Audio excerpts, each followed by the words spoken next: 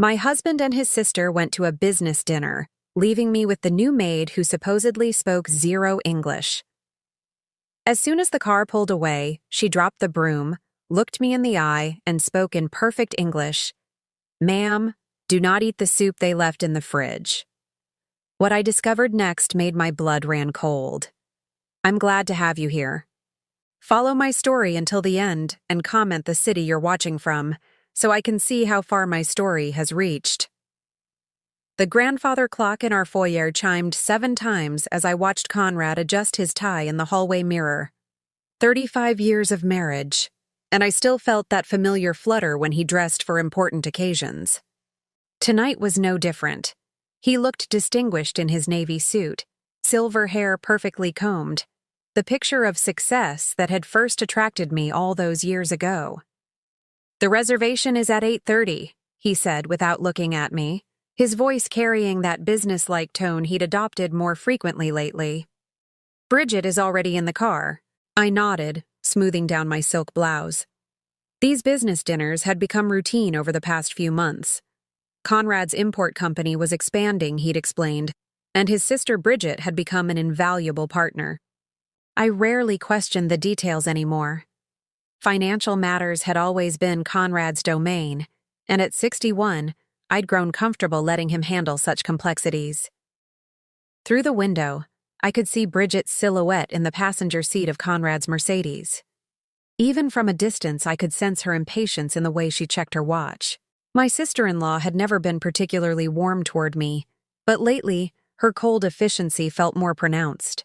She spoke to me in clipped sentences, always seeming to calculate something behind her pale blue eyes. "Don't wait up," Conrad added, slipping his phone into his jacket pocket. "These discussions tend to run late." "Of course." The words came automatically. I'd been saying them for months now, these mysterious business dinners that excluded me entirely. Part of me wondered why I was never invited, but asking felt petty. Conrad worked so hard to provide for us, to maintain the beautiful life we'd built in our Magnolia Drive mansion. The front door closed with a soft click, followed by the purr of the Mercedes engine fading into the distance. Suddenly, our sprawling home felt enormous and empty. The tick-tock of the grandfather clock seemed louder now, echoing through rooms filled with antique furniture and family photographs spanning decades of what I'd believed was a happy marriage. I made my way to the kitchen, thinking I might prepare some tea before settling in with a book. The Italian marble countertops gleamed under the pendant lights, and everything was in its proper place, exactly how our housekeeper Jessa had left it before retiring to her quarters above the garage. Jessa had been with us for only 2 months, but she'd proven invaluable. A quiet woman in her 40s with kind dark eyes and calloused hands that spoke of hard work, she'd come highly recommended by an agency Bridget had suggested.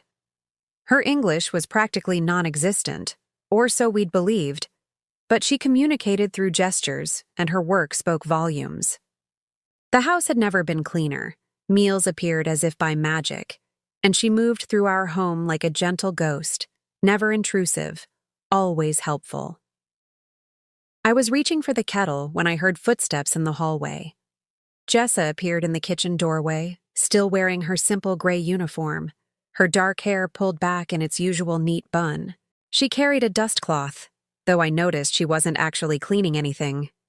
"Buenas noches, señora," she said softly, then paused, glancing toward the front windows where the driveway lay empty. I smiled at her. "Good evening, Jessa. You can rest now. They've gone to their dinner." She nodded, but instead of leaving, she remained in the doorway, shifting her weight from foot to foot. Something in her posture seemed different tonight, less submissive, more alert. Her eyes kept darting to the windows, as if ensuring we were truly alone. Then she did something that made my blood turn cold. She set down her dust cloth on the kitchen island, looked directly into my eyes, and spoke in perfect, unaccented English. "Ma'am, do not eat the soup they left in the refrigerator." The kettle slipped from my hands, clattering against the marble countertop. I stared at her, my mind struggling to process what had just happened. The quiet, non-English speaking housekeeper I'd known for 2 months had just delivered a warning in flawless American English. What did you just say? My voice came out as barely a whisper. Jessa stepped closer, her expression serious but not unkind. Mrs. Whitmore, I need you to listen to me carefully. My name is Jessa Martinez, and I speak English perfectly. I've been pretending not to understand for the past 2 months because I was hired to spy on you. The room seemed to tilt. I gripped the edge of the counter to steady myself, my heart hammering against my ribs. Spy on me?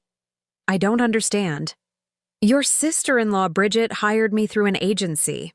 But not the kind of agency you think. Jessa's voice was calm but urgent. She paid me $800 a week to report everything you did, everything you said, every detail of your daily routine. She wanted to know about your habits, your health, your mental state. I felt the blood drain from my face. That's impossible. Bridget recommended you, yes, but she wouldn't. She's family. Ma'am, please sit down. Jessa gestured to one of the bar stools at the kitchen island. What I'm about to tell you is going to be difficult to hear. I remained standing, my legs feeling unsteady, but my spine straight. 35 years of being Conrad's wife had taught me to face difficult news with dignity, even when my world was crumbling. Tell me. Jessa took a deep breath. For the past 2 months, I've been listening to conversations between your husband and his sister. Conversations they thought I couldn't understand, because they believed I didn't speak English. Mrs. Whitmore, they're planning something terrible. What kind of terrible? The words felt foreign in my mouth, as if I were speaking a language I'd never learned. They want to have you declared mentally incompetent. They've been slowly introducing substances into your food, not enough to harm you physically, but enough to make you appear confused, forgetful, unstable. Jessa's eyes filled with something that looked like genuine concern. Tonight's soup contains a powerful laxative that will make you violently ill. Tomorrow, they plan to call a doctor who's already been paid to sign papers declaring you unfit to manage your own affairs. The kitchen spun around me. I gripped the counter harder, my knuckles white against the dark stone. Why would they do this? Conrad loves me. We've been married for 35 years. Jessa's expression softened with what looked like pity.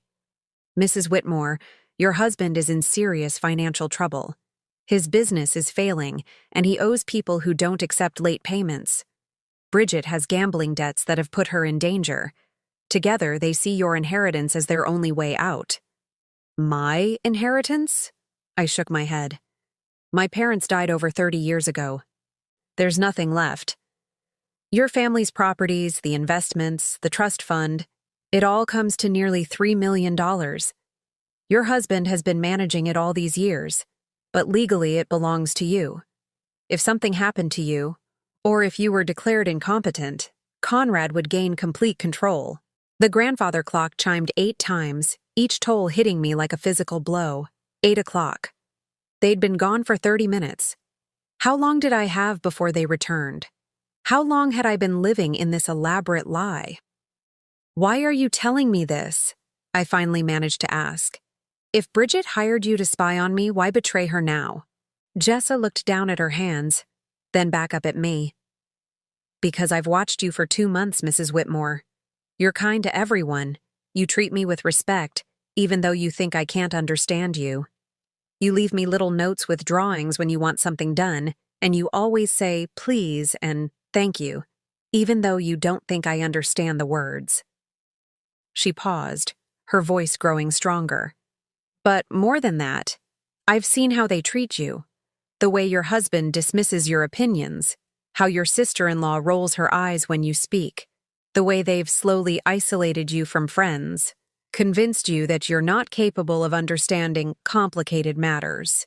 What they're doing isn't just about money, it's about power, and I won't be part of destroying a good person.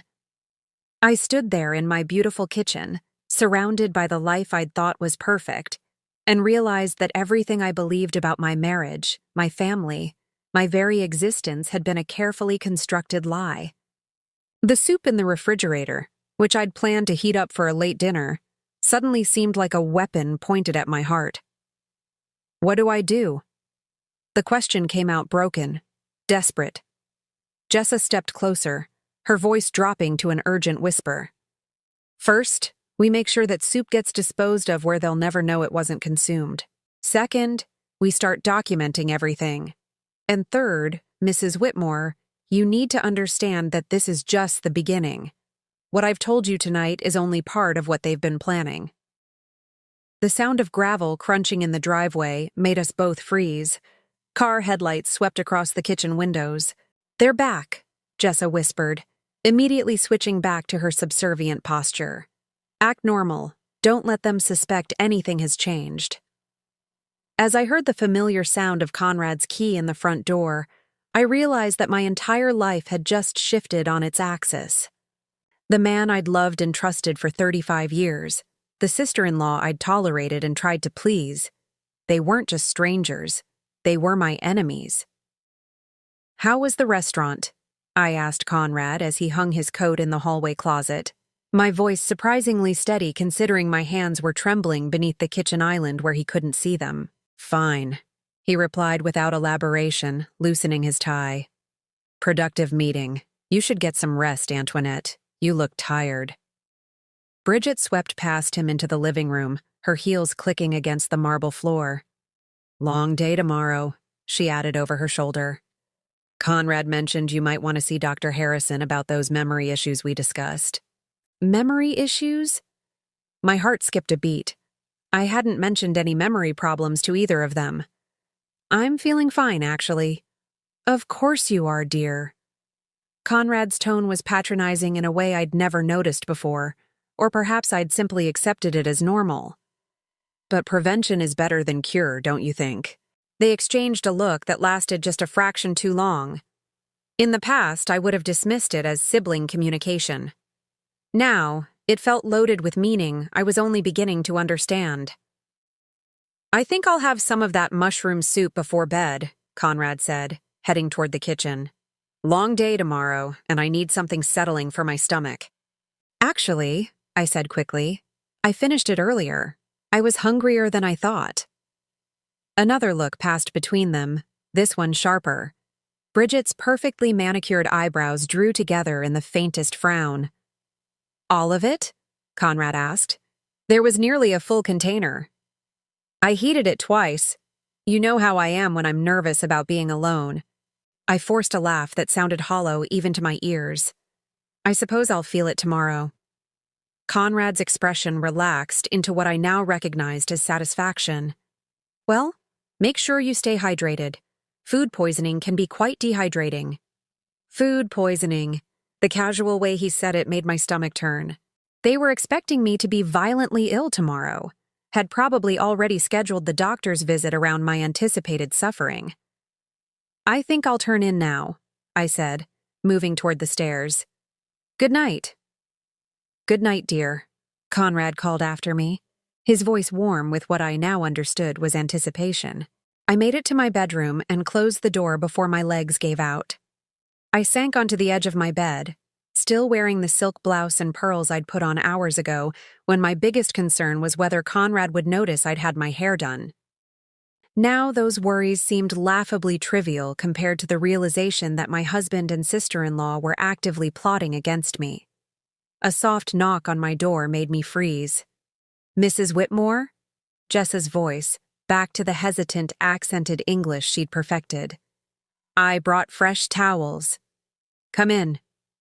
Jessa entered with an armload of towels that were clearly just a prop. She moved to my ensuite bathroom, and I heard the soft sound of linens being arranged. When she emerged, she gestured toward the bathroom and mouthed silently, "Talk in there. Water running." I followed her into the marble-lined space that had always been my sanctuary. Jessa turned on the taps in both the sink and the large soaking tub, creating enough white noise to mask our conversation. "They bought it," she whispered, "about the soup. But now we have a bigger problem. I heard them talking after they came back." "What did they say?" "They've moved up their timeline. Dr. Harrison, The doctor they've bribed, he's coming here tomorrow afternoon.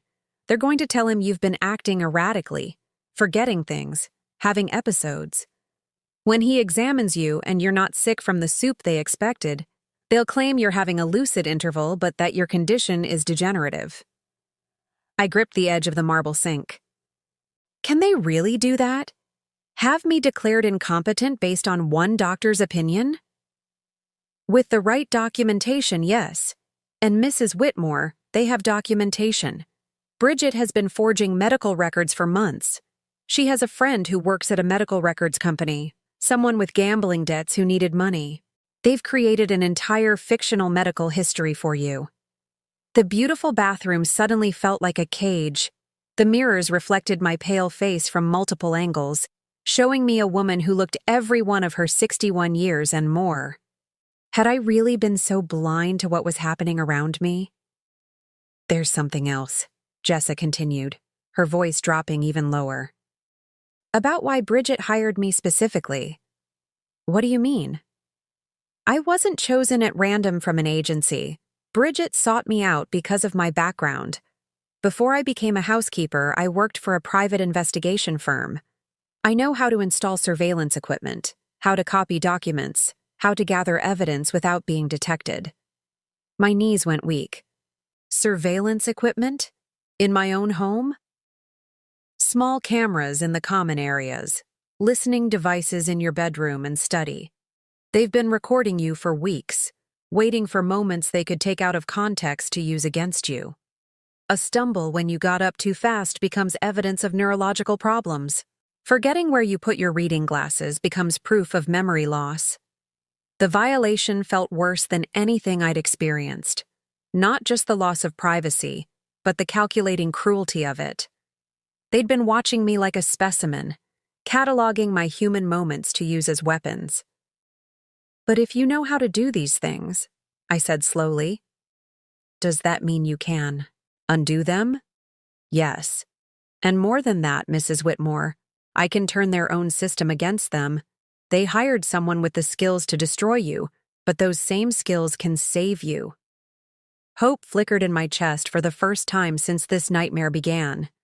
What do you mean? Jessa pulled a small device from her pocket, something that looked like a phone charger but felt different when she placed it in my palm. This is a recording device, military grade, undetectable.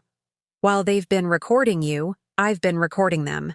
Every conversation, every phone call, every moment when they thought they were safe. You've been recording everything? For 6 weeks now. I have Bridget admitting to forging medical records, Conrad discussing how to access your bank accounts, both of them planning exactly how to have you institutionalized. I have phone calls with the corrupt doctor, conversations with the medical records forger, even arguments about how to split your inheritance once they have control. The water continued running, a steady white noise that felt like the only stable thing in my shifting world. Why didn't you tell me sooner? Because I needed enough evidence to be absolutely certain we could stop them completely. 1 or 2 recordings could be dismissed or explained away. But what I have now... Jessa's eyes hardened with determination. What I have now will destroy them. What do they think you're reporting to Bridget? Exactly what they want to hear. That you're declining rapidly, becoming confused and forgetful. That you've been talking to yourself, leaving tasks half-finished, showing signs of paranoia and disorientation. I've been feeding them a fictional narrative about your mental deterioration while documenting their real conspiracy. I stared at this woman I'd thought I knew, realizing she'd been protecting me while I remained completely unaware of the danger. Jessa, I have to ask, what's your real motivation in all this? Why risk so much for someone you barely know? She was quiet for a long moment, the sound of running water filling the space between us. When she spoke, her voice carried a pain I hadn't heard before. Because 15 years ago, my mother went through exactly what they're planning for you. My stepfather and his daughter had her declared incompetent and institutionalized. She died in that place 18 months later, alone and branded as mentally ill. I was young and didn't understand the system well enough to stop it. I've carried that guilt every day since. The water blurred as tears filled my eyes. I'm so sorry. When Bridget approached me with this job, describing their plan, it was like watching my worst nightmare play out again. But this time, I have the skills and knowledge to fight back. This time, I can save someone. What happens next? Jessa turned off the taps, and the sudden silence felt profound. Tomorrow, when Dr. Harrison comes, you're going to give the performance of your life. You're going to appear exactly as confused and unstable as they claim you are. And while they think they're winning, we're going to spring our own trap. What kind of trap? The kind that will expose not just Conrad and Bridget, but the corrupt doctor and the medical records forger. A trap that will ensure they face serious criminal charges and can never hurt you or anyone else again. As we prepared to leave the bathroom, Jessa caught my arm gently. Mrs. Whitmore, I need you to understand something. What we're about to do will change everything. Your marriage, your family relationships, probably your entire life. Are you prepared for that? I thought about the 35 years I'd spent trusting Conrad, the careful way I'd tried to earn Bridget's approval, the quiet life I'd built around being a supportive wife to a man who saw me as nothing more than a bank account with a heartbeat. My life has already changed, I said quietly. Now I'm just going to take control of it. But as we stepped back into my bedroom, both of us returning to our practiced roles as lady of the house and subservient housekeeper, I couldn't shake the feeling that tomorrow would bring revelations even more shocking than tonight's discoveries. Because if Conrad and Bridget were willing to go this far, what other secrets had they been keeping? And how deep did this conspiracy really go? The next morning arrived with deceptive normalcy. Sunlight streamed through our bedroom's heavy curtains, casting familiar patterns across the Persian rug that had adorned our floor for over 2 decades. I'd barely slept, my mind racing with everything Jessa had revealed, but I forced myself to follow my usual routine. Conrad could not suspect that anything had changed. I found him in the breakfast nook, reading the Wall Street Journal while sipping his morning coffee. He looked up when I entered, and I caught something in his expression, a calculating assessment, as if he were taking my mental temperature. "Good morning, darling," he said, his tone carefully neutral. "How are you feeling?" "A bit tired," I replied, which was certainly true. My stomach was upset during the night. I think that soup didn't agree with me after all. His eyes sharpened with interest, though he tried to hide it behind concern. "Oh, that's unfortunate. Perhaps we should have Dr. Morrison take a look at you." Doctor. Morrison had been our family physician for 15 years. A kind man who actually cared about his patients. Not the corrupt Dr. Harrison they'd arranged to evaluate me this afternoon. "I'm sure it will pass," I said carefully. Bridget appeared in the doorway, already dressed in one of her expensive business suits. She'd been staying with us for the past 3 weeks, ostensibly while her house underwent renovation. Now I understood the real reason for her extended visit. She needed to be here to witness my supposed breakdown firsthand. "Any word from Dr. Harrison about this afternoon?" she asked Conrad, not bothering to lower her voice. The casualness with which she discussed my medical appointment without including me in the conversation was telling. "He'll be here at 3 o'clock, Conrad replied, then turned to me with false solicitude. "Darling, I've arranged for a specialist to examine you. Dr. Harrison comes highly recommended for cognitive assessments." The way he said cognitive assessments made my skin crawl. They weren't even pretending anymore that this was about my physical health. This was the beginning of their plan to have me declared mentally incompetent. "Is that really necessary?" I asked, allowing a note of confusion to enter my voice. "I feel fine, just a bit under the weather. Better safe than sorry," Bridget interjected smoothly. "At our age, we can't be too careful about these things." Our age. Bridget was 57, 4 years younger than me. But she spoke as if we were both ancient and failing, when in reality, I was in excellent health, or had been, before learning that my closest family members were poisoning me. After breakfast, I retreated to my study, a small room off the main hallway that had always been my private sanctuary. Conrad rarely entered it, dismissing my books and correspondence as women's interests not worthy of his attention. Now, I wondered if that dismissal had been strategic, a way to keep me isolated in pursuits that wouldn't threaten his control. I was pretending to read when Jessa knocked softly and entered with her cleaning supplies. To anyone watching, she was simply dusting the bookshelves, but when she spoke, her voice was barely audible. "I accessed their email accounts last night," she whispered without looking at me, her hands moving efficiently across the mahogany shelves.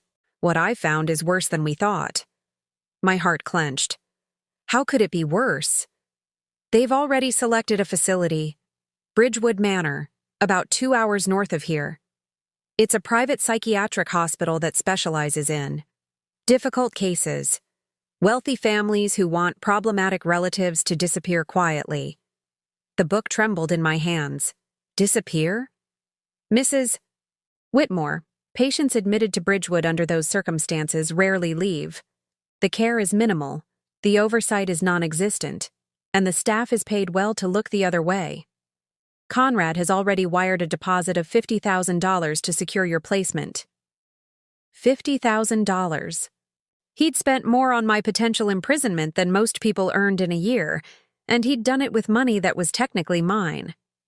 The cruel irony wasn't lost on me. "There's more," Jessa continued, her voice growing even quieter.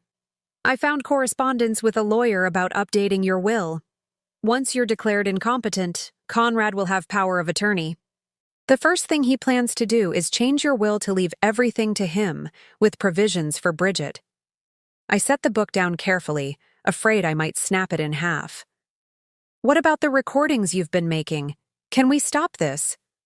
"Yes, but we need them to incriminate themselves completely. Right now, we have conspiracy, fraud, and attempted abuse of an elderly person. But I want to catch them in the act of medical fraud and bribery. When Dr. Harrison arrives, I need you to do exactly as I say." "What do you want me to do?" Jessa moved to dust the lamp near my chair, bringing her closer so she could speak directly into my ear. "When he examines you, you're going to appear exactly as confused and disoriented as they claim you are. But you're also going to say specific things that will prove you're being coerced." "What kind of things?" "You're going to mention seeing people who aren't there, but you're going to describe them in ways that make it clear you're being coached. You're going to forget recent events, but remember old ones with suspicious clarity.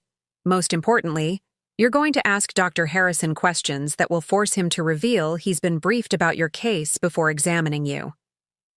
The plan was risky, but I could see the logic. If we could prove that Dr. Harrison had predetermined his diagnosis, we could expose the entire conspiracy. What if he's more careful than that? Then we have backup plans.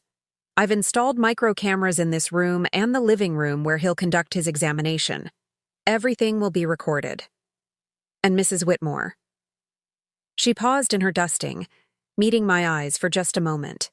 "I've also contacted a real doctor, Dr. Sarah Chen, a neurologist who owes me a favor. She's agreed to conduct an independent evaluation of you tomorrow, assuming we can prevent today's planned abduction." Abduction. The word hit me like a physical blow. That's what this was, a planned kidnapping using medical authority as cover. If their plan succeeded, I would be forcibly committed to an institution where I might never be seen again. "How long have they been planning this?" I asked. "Based on the emails I found, at least 6 months. It started when Conrad's business began failing more seriously. Bridget approached him with the idea after she lost her house to gambling debts. They see you as their retirement plan." The door to my study opened suddenly, making us both freeze. Conrad appeared in the doorway, his expression pleasant, but his eyes watchful. "Everything all right in here?" he asked. I thought I heard voices. "Just reading aloud to myself," I said, forcing a smile. "You know how I sometimes do that when I'm trying to concentrate." He nodded, but his gaze lingered on Jessa, who had immediately resumed her dusting with the practiced efficiency of someone who'd perfected the art of invisibility. "Dr. Harrison will be here in a few hours," Conrad said. "Why don't you rest before then? I want you to be at your best for the examination." "At my best," meaning at my most confused and vulnerable. "Of course, dear." After Conrad left, Jessa and I remained silent for several minutes, both of us acutely aware of how close we'd come to discovery. When she finally spoke, her voice carried a new urgency. "Mrs. Whitmore, there's something else you need to know about the timing of all this." "What do you mean?" "Your family's trust fund, the one your parents established, it has a specific provision. If you're declared mentally incompetent, the funds remain in trust but can be managed by your legal guardian. But if you die while competent, everything goes to Conrad as your husband. If you die after being declared incompetent, the money reverts to distant relatives your parents named as backup beneficiaries." The implications made me feel sick. So they need me alive but incapacitated. For now. But Mrs. Whitmore, institutions like Bridgewood, accidents happen. Patients with dementia wander off, have falls, develop sudden medical complications. Once you're committed, your life expectancy becomes negotiable. I gripped the arms of my chair, the reality of my situation finally hitting me completely. This wasn't just about money or control. This was about my survival. Conrad and Bridget weren't just planning to steal my inheritance. They were planning to eliminate me entirely, just slowly enough to avoid suspicion. "We have to stop them today," I said, my voice steadier than I felt. "Whatever it takes." "We will," Jessa promised. "But Mrs. Whitmore, when this is over, when they're exposed and facing criminal charges, your entire life will change. Are you prepared to lose everything you've known for the past 35 years? I looked around my study, at the books I'd collected, the photographs of what I'd believed was a happy marriage, the comfortable life I'd built on what I now knew was a foundation of lies. Then I thought about the alternative, disappearing into an institution where I'd be at the mercy of people who saw me as nothing more than a profitable problem to manage. "I've already lost everything," I said quietly. "Now I'm just going to make sure they pay for taking it." As if summoned by my words, the grandfather clock in the foyer began to chime noon. 3 hours until Dr. Harrison arrived. 3 hours to prepare for what might be the most important performance of my life. Because if we failed, it might also be my last. At exactly 3 o'clock, Dr. Harrison's black sedan pulled into our circular driveway. I watched from my bedroom window as a tall, thin man in an expensive overcoat emerged, carrying a leather briefcase that looked more suited to a lawyer than a doctor. Even from a distance, something about his demeanor struck me as predatory rather than professional. Conrad greeted him at the front door with the enthusiasm of a man welcoming an old friend, rather than meeting a medical specialist for the first time. Their conversation was animated, punctuated by gestures toward the house's interior, and what looked suspiciously like an exchange of documents before they even stepped inside. I made my way downstairs slowly, deliberately appearing more frail than I felt. Jessa had coached me on the subtle signs of cognitive decline that would seem authentic to a casual observer, but obvious as performance to anyone looking closely. The goal was to give Dr. Harrison enough evidence to support his predetermined diagnosis, while creating a record that would later prove the examination was fraudulent. "Antoinette, dear," Conrad called as I entered the living room. "This is Dr. Harrison. He's here to conduct that evaluation we discussed." Dr. Harrison rose from the sofa, extending a manicured hand. He was younger than I'd expected, perhaps 50, with prematurely gray hair and sharp blue eyes that seemed to catalog everything they saw. "Mrs. Whitmore, it's a pleasure to meet you. Your husband has told me so much about you." Already a red flag. A legitimate doctor conducting an independent evaluation wouldn't have discussed my case in detail with my husband beforehand. "Have we met before?" I asked, allowing confusion to color my voice. "You look familiar." "No, Mrs. Whitmore, this is our first meeting," Dr. Harrison replied smoothly. but I caught the quick glance he exchanged with Conrad. Perhaps you're thinking of someone else. Bridget appeared from the kitchen carrying a tea service with the efficiency of a hostess rather than the concern of a family member worried about my health. I thought you might like some refreshment before the examination, she said, setting the tray on the coffee table. I noticed that she'd prepared 4 cups, an interesting choice if this were truly a medical appointment. It suggested that both she and Conrad planned to be present throughout the evaluation, which would be highly unusual for a legitimate psychiatric assessment. Mrs. Whitmore, Dr. Harrison began, pulling out a tablet and stylus. I'd like to start with some simple questions to assess your current cognitive function. Are you comfortable with your husband and sister-in-law present, or would you prefer privacy? Oh, I don't mind, I said, though internally I was pleased that he'd essentially admitted to conducting an improper examination. They've been so worried about me lately. I'm sure they want to hear what you have to say. For the next 20 minutes, Dr. Harrison led me through what appeared to be a standard cognitive assessment.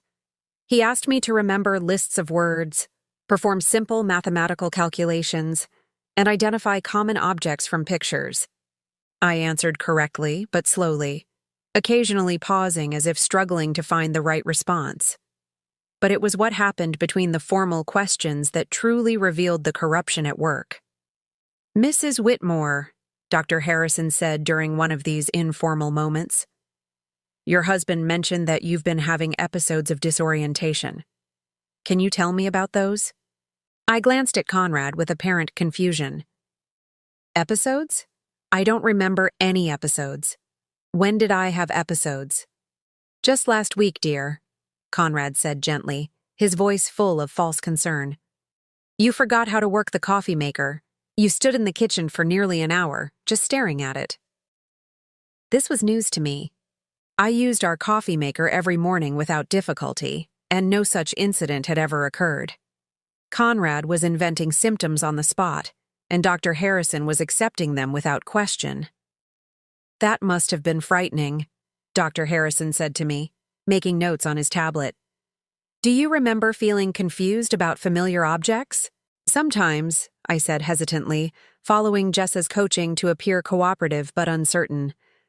But I thought that was normal. Don't we all forget things sometimes? Some forgetfulness is normal, Dr. Harrison agreed, but what your family is describing suggests a more serious pattern.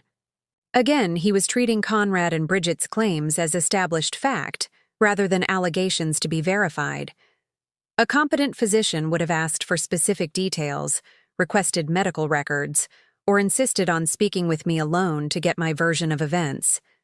Doctor, I said, seizing an opportunity Jessa had prepared me for. Before we continue, could you tell me who referred you to my case? I like to know how my doctors find me. Dr. Harrison's pen stopped moving. Your husband contacted my office directly. But how did he know to contact you specifically? Do you specialize in cases like mine? A flush crept up Dr. Harrison's neck. I have experience with cognitive decline in elderly patients, yes. What kind of experience? And how did Conrad know about that experience? The questions were making Dr. Harrison visibly uncomfortable. Conrad jumped in quickly. Darling, Dr. Harrison comes highly recommended. Bridget suggested him based on her research. I turned to Bridget with apparent innocence. Research? What kind of research? Medical directories, Bridget said curtly. Online reviews. The usual things people do when seeking specialists. But I wasn't finished. Jessa had prepared me for this moment. Doctor, before you examine me further, could you tell me about your assessment criteria? I'd like to understand what you're looking for. Dr. Harrison glanced at Conrad again. Another telling sign. A legitimate physician would have been happy to explain his process to a patient. Mrs. Whitmore, the evaluation involves multiple factors: cognitive testing, behavioral observation, family history. Family history is important, I agreed. What specific family history are you working with? Because I should mention that my parents both lived well into their 80s with no cognitive decline. My grandmother was mentally sharp until she died at 93. This was true, and it directly contradicted any genetic predisposition to early dementia that they might try to claim. Doctor. Harrison made more notes, but I could see him struggling to fit my actual family history into whatever narrative Conrad and Bridget had provided. Sometimes these conditions can appear without genetic predisposition, he said finally. Of course, I replied. But in those cases, wouldn't you want to rule out other causes first? Environmental factors, medication interactions, depression, vitamin deficiencies? There are so many reversible causes of cognitive symptoms. Dr. Harrison's discomfort was now obvious. A patient questioning his thoroughness shouldn't have rattled a competent physician, but his predetermined conclusions were being challenged by inconvenient facts. Conrad intervened again. Darling, let's let the doctor complete his examination. We don't want to take up too much of his valuable time. The phrase valuable time struck me as significant. It suggested a financial arrangement rather than a professional consultation. I filed that observation away for later. Of course, I said. But doctor, one more question. Given that cognitive decline can have so many different causes, what's your standard protocol for ruling out treatable conditions? Blood work? Brain imaging? Medication review? Those tests can be arranged if necessary, Dr. Harrison said vaguely. If necessary? Wouldn't they be necessary before making any definitive diagnosis? The silence that followed was telling. A legitimate physician would have enthusiastically agreed that comprehensive testing was essential. Dr. Harrison's reluctance to commit to proper medical procedures revealed that he had no intention of conducting a thorough evaluation. From my peripheral vision, I saw Jessa enter the room quietly, ostensibly to collect the tea service. But I knew she was positioned to capture everything on her hidden recording devices. Mrs. Whitmore, Dr. Harrison said, clearly eager to move away from procedural questions. Let's continue with the assessment. Can you tell me what year it is? 2023, I replied correctly. And who is the current president? I paused, pretending to think. That would be, oh, what's his name? The one who came after Obama. Mrs. Whitmore, Conrad said gently. Obama left office several years ago. We've had 2 presidents since then. I blinked in apparent confusion. 2? That can't be right. I remember Obama was president just. This was pure theater, but Dr. Harrison seized on it immediately, making vigorous notes. A real physician might have explored whether I was thinking of a different time frame or confused about something specific. Dr. Harrison simply recorded my response as evidence of cognitive decline. Mrs. Whitmore, he continued, can you tell me about your daily routine? Do you manage your own medications, handle your finances, drive a car? Conrad helps me with all of that, I said, which was unfortunately true. Over the years, he had gradually assumed control of every aspect of our lives. He's so much better with numbers and details. And that's been going on for how long? I pretended to think. Oh, years and years. Conrad has always been the smart one in our family. Dr. Harrison nodded approvingly, as if my husband's financial control was evidence of my incapacity rather than a potential red flag for financial abuse. As the examination continued, I began to understand the full scope of the conspiracy. This wasn't just about forging a few documents or bribing one doctor. They had created an entire false narrative about my mental state, complete with fabricated incidents, misrepresented family dynamics, and a predetermined conclusion that would justify my immediate institutionalization. But they had made one critical error. They had underestimated both my intelligence and my determination to survive. As Dr. Harrison prepared to conclude his examination, I knew that the next few minutes would determine whether I spent the rest of my life as a free woman or disappeared into the nightmare of Bridgewood Manor. Mrs. Whitmore, Dr. Harrison said, closing his tablet with an air of finality. Based on my examination today, I believe you're experiencing significant cognitive decline that requires immediate professional intervention." The words hung in the air like a death sentence. Conrad leaned forward eagerly while Bridget maintained her mask of concerned family member, though I could see the satisfaction gleaming in her eyes. "What kind of intervention?" I asked, allowing my voice to tremble slightly. "I'm recommending immediate placement in a specialized care facility where you can receive round-the-clock monitoring and treatment, Dr. Sao," Harrison replied smoothly. "I've already contacted Bridgewood Manor. They have an opening, and I believe you would benefit from their specialized program." Already contacted. He'd arranged my institutionalization before even conducting his fraudulent examination. The audacity of it was breathtaking. "Today?" I asked with apparent confusion. "But I don't understand. I feel fine. Can't I just take some medicine?" "Mrs. Whitmore," Conrad said gently, taking my hand in his. "The doctor knows best. And this isn't permanent. Just until you're feeling better." The lie rolled off his tongue so easily.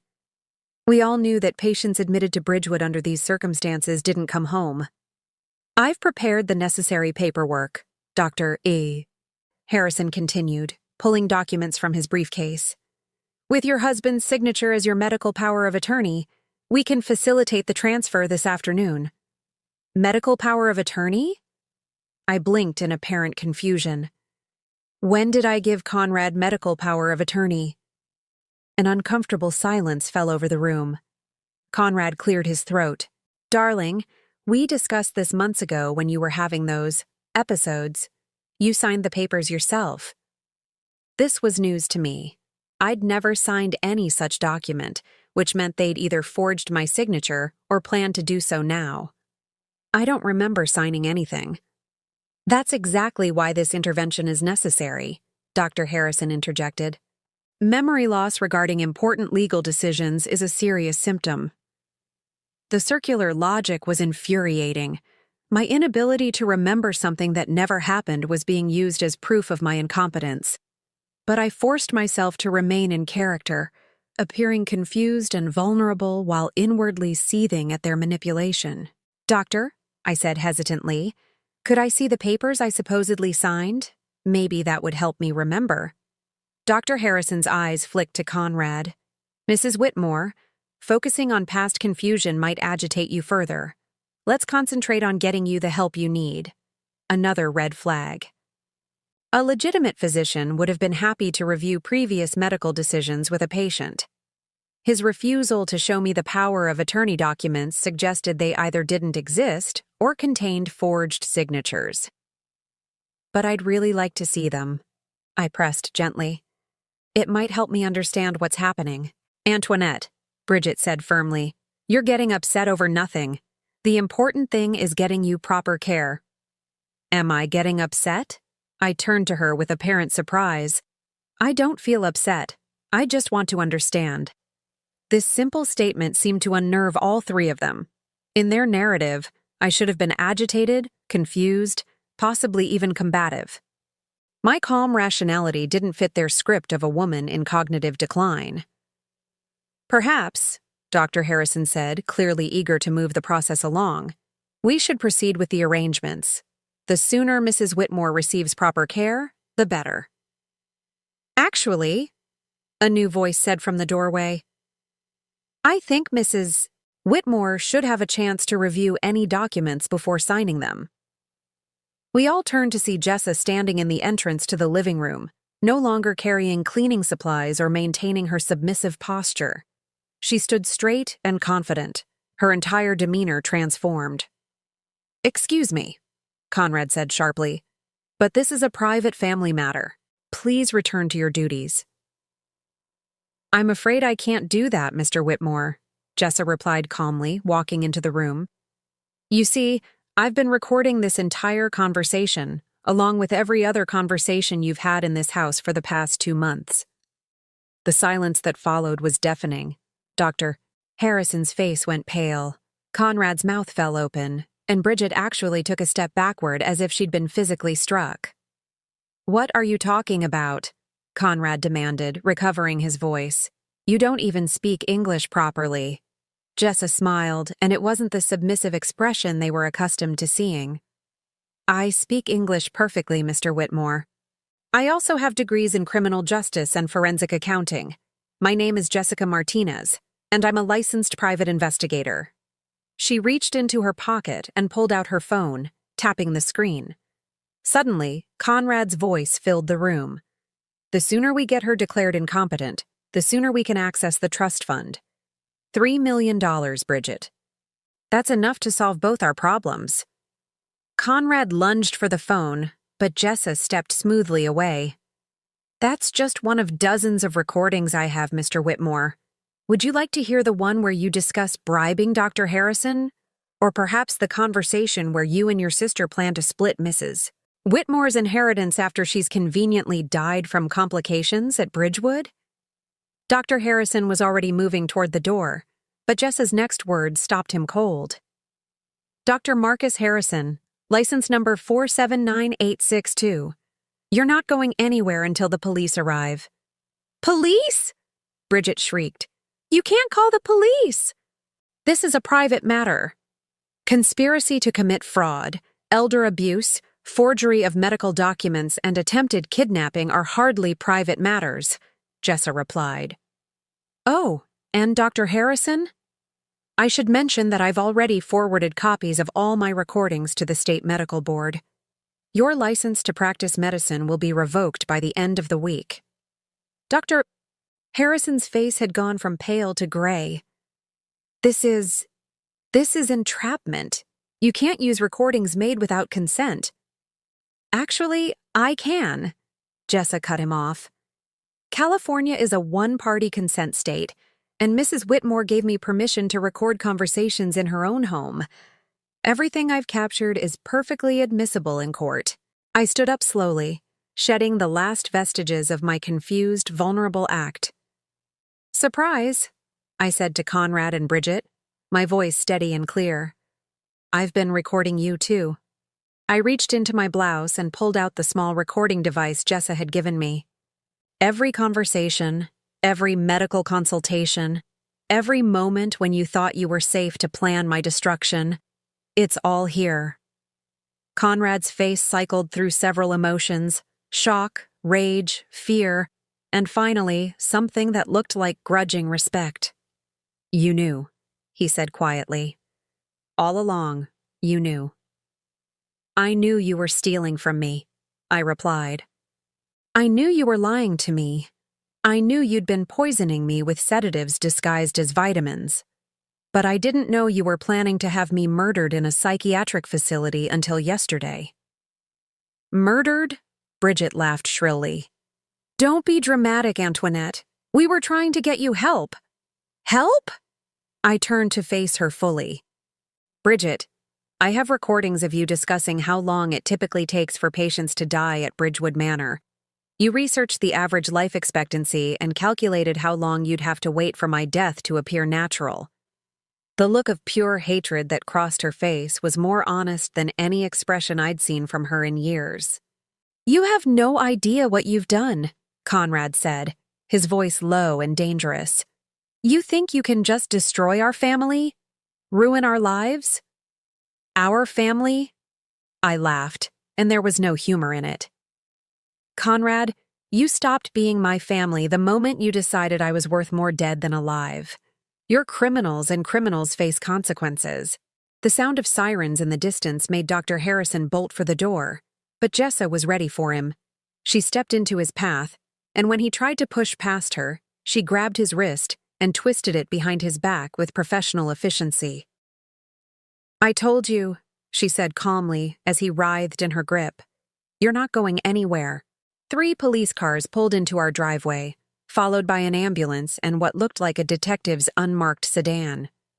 Through the front windows, I could see officers approaching the house with purposeful strides. Mrs. Whitmore, the lead officer said as Jessa opened the door. I'm Detective Rodriguez. We received a report of elder abuse and medical fraud in progress.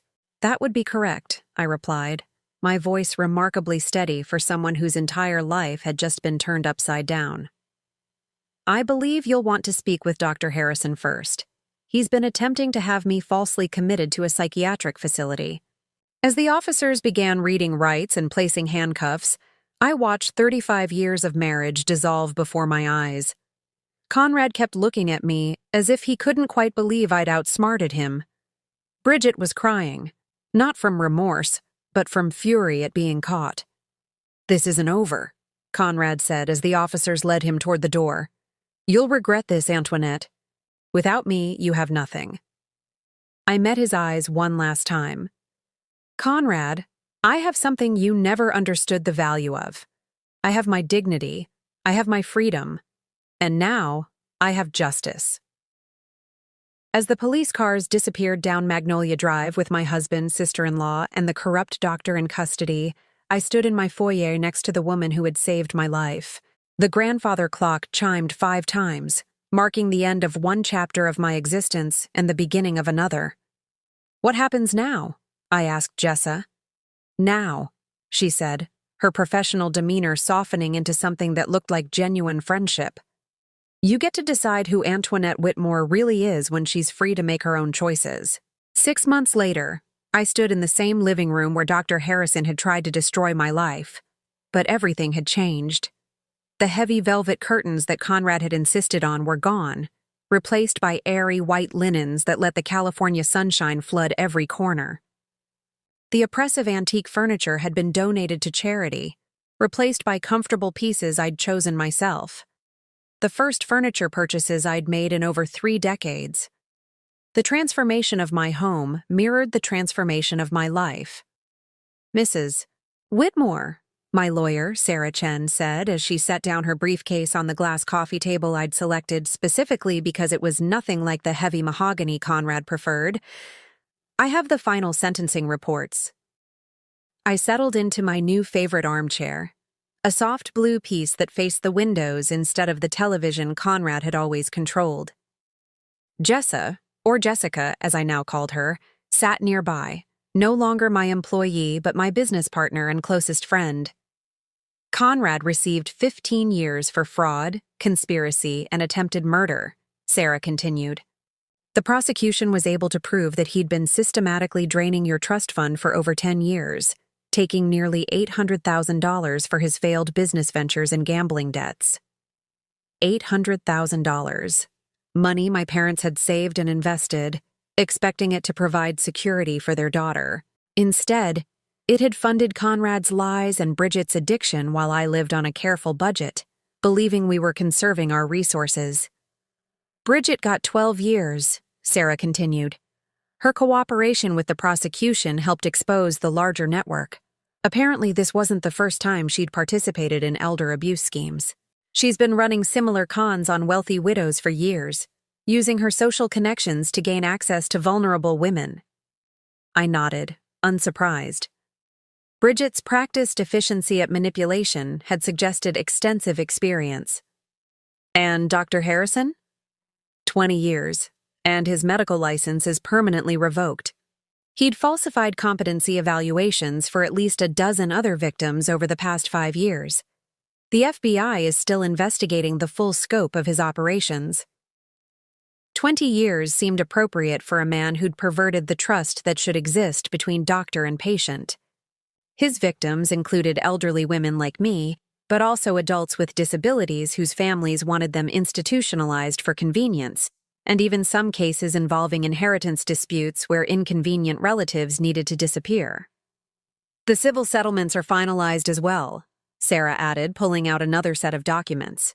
"Between Conrad's hidden assets, Bridget's insurance policies, and the malpractice claims against Dr. Harrison's practice, you'll recover approximately $1.2 million beyond your original inheritance. $1,200,000, compensation for the years of abuse, manipulation, and attempted murder." It felt surreal to put a monetary value on betrayal, but the money would serve a better purpose than justice. It would fund the future I was finally free to choose. "There's one more thing," Sarah said, her expression growing serious. "Conrad's attorney contacted me yesterday. He wants to arrange a meeting." "Absolutely not," Jessica said immediately. Mrs. Whitmore doesn't need to subject herself to more manipulation. I considered this for a moment. 6 months ago, the thought of facing Conrad would have terrified me. Now it simply felt unnecessary. What could he possibly want? According to his attorney, he wants to apologize. He claims prison has given him perspective on what he did to you. I laughed, a sound that still surprised me with its freedom. Conrad doesn't apologize. He strategizes. He's probably hoping for a reduced sentence or early parole. Tell his attorney that Antoinette Whitmore is too busy living her life to waste time on his regrets.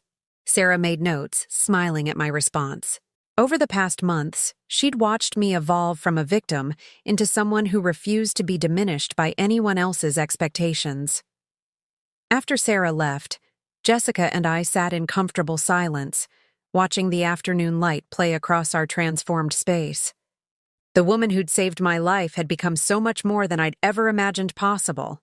I have news, Jessica said finally, pulling out her own set of documents. The Martinez-Whitmore Investigative Agency officially received its license yesterday. Our business, a private investigation firm specializing in elder abuse and financial fraud, was finally official. Jessica's expertise combined with my intimate understanding of how these predators operated would help protect other vulnerable people from what I'd experienced. Our first case? I asked. A 73-year-old woman in San Francisco. Her son and daughter-in-law are slowly isolating her and taking control of her finances. The pattern is identical to what Conrad and Bridget did to you. The familiar anger flickered in my chest, but it was no longer helpless rage. It was fuel for action. When do we start? Tomorrow, if you're ready. I looked around my bright, airy living room, at the photographs of my parents that I'd retrieved from storage and displayed prominently for the first time in decades. I thought about the woman I'd been 6 months ago, confused, isolated, slowly being poisoned by the people who claimed to love me. Then I thought about the woman I'd become, clear-minded, purposeful, and determined to protect others from similar fates. I'm ready, I said. That evening, I prepared dinner in my kitchen, a simple meal that I chose, cooked, and seasoned to my own taste. No hidden sedatives, no mysterious stomach ailments afterward. Just food that nourished rather than controlled. As I set the table for one, I reflected on how much my definition of independence had changed. 6 months ago, I would have seen eating alone as evidence of failure, proof that I'd driven away the people who mattered. Now, I understood it as evidence of choice, the ability to decide how I wanted to spend my time and with whom. The doorbell rang as I was finishing my meal. I opened it to find a delivery driver holding an enormous bouquet of sunflowers, my favorite flower, though Conrad had always insisted roses were more elegant. The card read, "Congratulations on your new business venture. You're going to save so many lives. With love and admiration, Dr. Sarah Chen." Dr. Chen, the neurologist who'd conducted a real evaluation of my cognitive function, proving definitively that I was mentally competent and had never shown any signs of dementia. Her testimony had been crucial in securing Conrad and Bridget's convictions. I arranged the sunflowers in a crystal vase that had been my mother's, placing them on the dining room table where they caught the last rays of afternoon sun. Their bright faces turned toward the light seemed like a metaphor for the direction my life had taken, always reaching for warmth and growth, no longer trapped in shadow. Later that night, I sat in my study, the room that had once been my sanctuary from Conrad's control and was now simply my office. I opened my laptop and began drafting our agency's mission statement, words flowing easily as I described our commitment to protecting vulnerable adults from financial abuse and exploitation. My phone buzzed with a text from Jessica. "Proud to be your partner in this new adventure. Tomorrow we begin saving lives." I smiled and typed back, "Tomorrow we begin living." As I drifted toward sleep, I thought about the 73-year-old woman in San Francisco who didn't yet know that help was coming. Tomorrow, Jessica and I would begin the work of exposing another family's greed and protecting another vulnerable person from the kind of systematic abuse I'd endured. The cycle would end with us, one case at a time, one saved life at a time. Now, I'm curious about you who listened to my story. What would you do if you were in my place? Have you ever been through something similar? Comment below. And meanwhile, I'm leaving on the final screen 2 other stories that are channel favorites, and they will definitely surprise you. Thank you for watching until here.